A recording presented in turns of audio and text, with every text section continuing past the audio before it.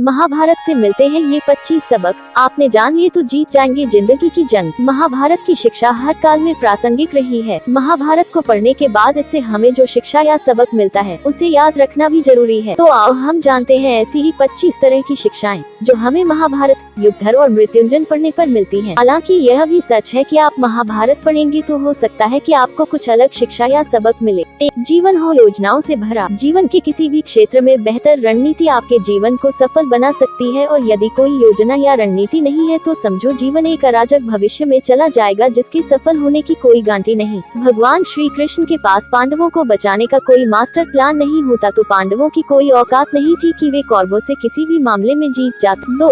संगत और पंगत हो अच्छी। कहते हैं कि जैसी संगत वैसी पंगत और जैसी पंगत वैसा जीवन। आप लाख अच्छे हैं लेकिन यदि आपकी संगत बुरी है तो आप बर्बाद हो जाएंगे, लेकिन यदि आप लाख बुरे हैं और आपकी संगत अच्छे लोगों से है और आप उनकी सुनते भी हैं तो निश्चित ही आप आबाद हो जाएंगे। कौरवों के साथ शकुनी जैसे लोग थे जो पांडवों के साथ कृष्ण। शकुनी मामा जैसी आपने संगत पाल रखी है तो आपका दिमाग चलना बंद ही समझो। अधूरा ज्ञान घातक। कहते हैं कि अधूरा ज्ञान सबसे खतरनाक होता है। इस बात का उदाहरण है अभिमन्यु। अभिमन्यु बहुत ही वीर और बहादुर योद्धा था, लेकिन उसकी मृत्यु जिस परिस्थिति में हुई उसके बारे में सभी जानते हैं। मुसीबत के समय यह अधूरा ज्ञान किसी भी काम का नहीं रहता है। आप अपने ज्ञान में पारंगत बने। किसी एक विषय में तो दक्षता हासिल होना ही चाहिए। 4. दोस्त और दुश्मन की पहचान करना सीखें। महाभारत में ऐसे कई मित्र थे जिन्होंने अपनी ही सेना के साथ विश्वासघात किया। ऐसे भी कई लोग थे जो अनवक्त पर पाला बदल कर कौरवों या पांडवों के साथ चले गए। शल्य और युयुत्सु इसके उदाहरण हैं। इसीलिए कहते हैं कि कई बार दोस्त के भेष में दुश्मन हमारे साथ आ जाते हैं और हमसे कई तरह के राज लेते रहते। ऐसे भी दोस्त होते हैं जो दोनों तरफ होते हैं, जैसे कौरवों का साथ दे रहे भीष्म, द्रोण और विदुर ने अंततः युद्ध में पांडवों का ही साथ दिया। 5. हथियार से ज्यादा घातक बोल वचन। महाभारत का युद्ध नहीं होता यदि कुछ लोग अपने वचनों पर संयम रख लेते। जैसे द्रौपदी यदि दुर्योधन को अंधे का पुत्र भी अंधा नहीं कहती तो महाभारत नहीं हो। शिशुपाल और शकुनी हमेशा चुभने वाली बातें ही करते थे, लेकिन उनका हश्र क्या हुआ यह सभी जानते हैं। सबक यह कि कुछ भी बोलने से पहले हमें यह सोच लेना चाहिए कि इसका आपके जीवन, परिवार या राष्ट्र पर क्या असर हो। 6. जुए सट्टे से दूर रहो। शकुनी ने पांडवों को फंसाने के लिए जुए का आयोजन किया था, जिसके चलते पांडवों ने अपना सब कुछ दांव पर लगा दिया था। अंत में उन्होंने द्रौपदी को भी दांव पर लगा दिया था। यह बात सभी जानते हैं कि फिर क्या हुआ। अतः जुए, सट्टे, षड्यंत्र से हमेशा दूर रहो। ये चीजें मनुष्य का जीवन अंधकार में बना देती हैं। 7. सदा सत्य के साथ रहो। कौरवों की सेना पांडवों की सेना से कहीं ज्यादा शक्तिशाली थी। एक से एक योद्धा और ज्ञानी जन कौरवों का साथ दे रहे थे। पांडवों की सेना में ऐसे वीर योद्धा नहीं थे। कहते हैं कि विजय उसकी नहीं होती जहां लोग ज्यादा हैं, ज्यादा धनवान है या बड़े पदाधिकारी हैं। विजय हमेशा उसकी होती है जहां ईश्वर है, और ईश्वर हमेशा वही है जहां सत्य है। इसलिए सत्य का साथ कभी न छोड़ें। अंततः सत्य की ही जीत होती है। सत्य के लिए जो करना पड़े करो। 8.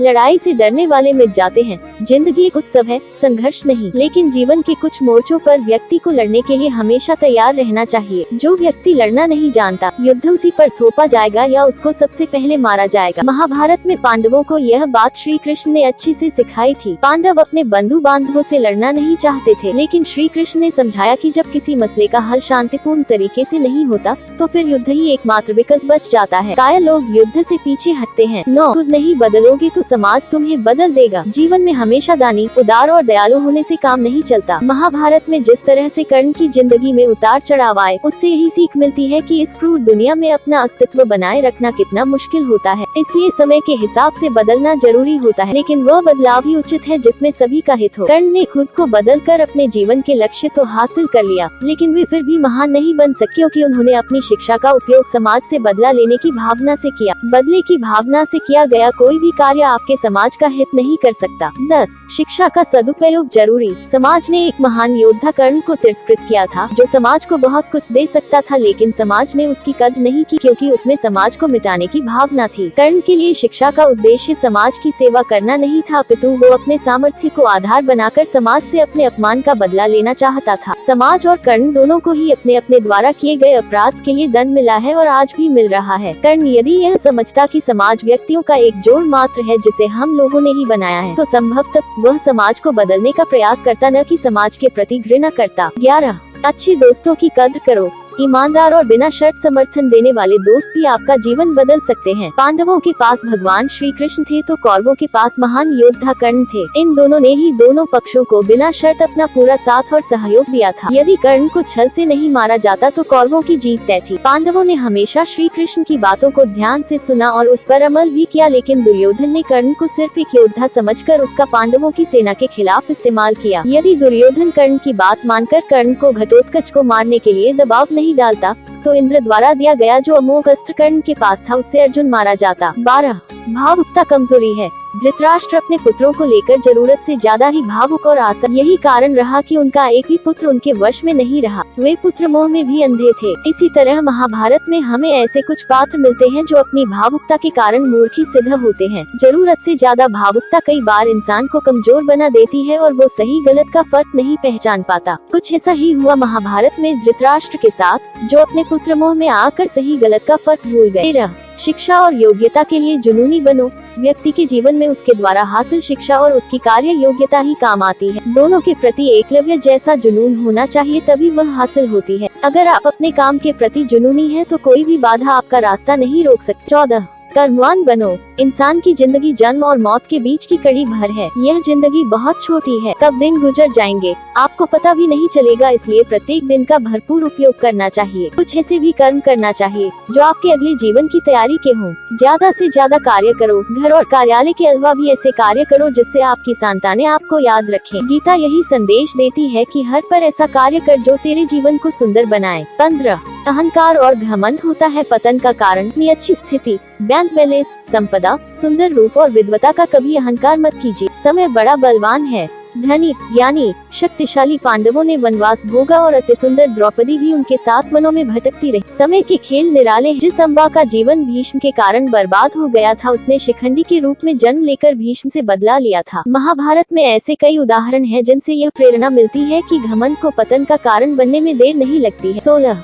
कोई भी संपत्ति किसी की भी नहीं है। अत्यधिक लालच इंसान की जिंदगी को नर्क बना देता है। जो आपका नहीं है उसे अनीतिपूर्वक लेने, हड़पने का प्रयास न करें। आज नहीं तो कल उसका दंड अवश्य मिलता है। भगवान श्री कृष्ण कहते हैं कि आज जो तेरा है कल बीता हुआ कल किसी और का था और कल आने वाला कल किसी और का हो जाएगा। अतः तू संपत्ति और वस्तुओं से आसक्ति मत पाल, यह तेरी मृत्यु के बाद यही रखे रह जाएंगे।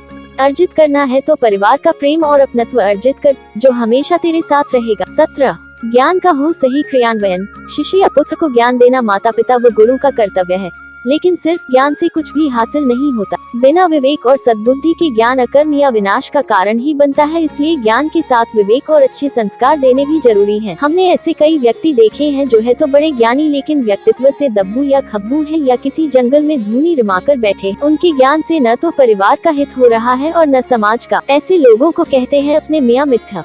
खुद लिखे और खुद ही बाँचे। 18 दंड का डर जरूरी। न्याय व्यवस्था वही कायम रख सकता है जो दंड को सही रूप में लागू करने की क्षमता रखता हो। यह चिंतन घातक है कि अपराध से घृणा करो, अपराधी से नहीं। दुनिया भर की जेलों से इसके उदाहरण प्रस्तुत किए जा सकते हैं कि जिन अपराधियों को सुधारने की दृष्टि से पुनर्वास कार्यक्रम चलाए गए, उन्होंने समाज में जाकर फिर से अपराध को अंजाम दिया है। अपराधी को हर हाल में दंड मिलना ही चाहिए। यदि उसे दंड नहीं मिलेगा तो समाज में और भी अपराधी पैदा होंगे और फिर इस तरह संपूर्ण समाज ही अपराधियों का समाज बन जाएगा। युधिष्ठिर के हिंसा में उनके विश्वास को देखते हुए युद्ध के बाद भीष्म को उन्हें उपदेश देना पड़ा कि राजधर्म में हमेशा दंड की जरूरत होती है, क्योंकि प्रत्येक समाज में अपराधी तो होंगे ही।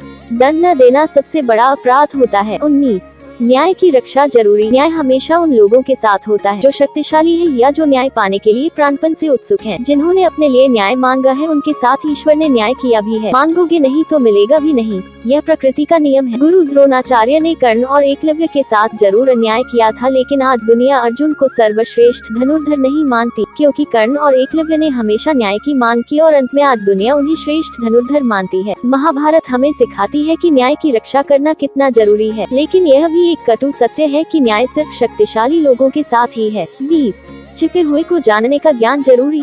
यह